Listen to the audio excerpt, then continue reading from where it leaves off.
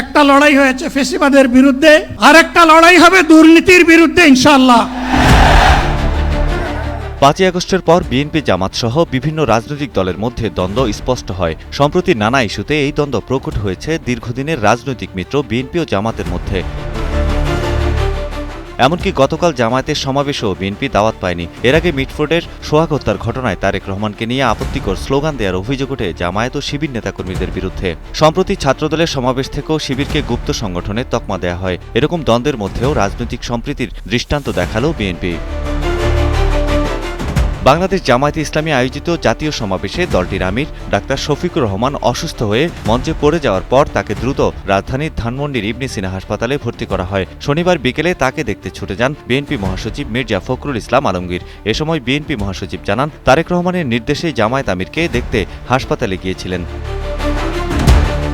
হাসপাতালে পৌঁছে মির্জা ফখরুল কিছু সময় জামায়াত আমিরের শয্যা পাশে কাটান। সে সময় জামায়াত আমিরকে তিনি জানান, তারেক রহমান আমিরের অসুস্থতা নিয়ে উদ্বিগ্ন। এ বিষয়ে খোঁজ নিতে তিনি ব্যক্তিগতভাবে ফোন করেছেন মির্জা ফখরুলকে। উত্তরে ডাক্তার শফিকুর রহমান মির্জা ফখরুলের মাধ্যমে তারেক রহমানকে সালাম জানান। পরে হাসপাতাল থেকে বের হয়ে সাংবাদিকদের প্রশ্নের জবাবে বিএনপি মহাসচিব বলেন, রাজনৈতিক শিষ্টাচারের অংশ হিসেবেই আমরা এসেছি। উনি আগের চেয়ে ভালো বোধ করছেন। আমরা আশ্বস্ত হয়েছি, কারণ বাংলাদেশের রাজনীতির এই ক্রান্তিকালে আমির সাহেবের সুস্থ হওয়া জরুরি বলে আমরা মনে করি।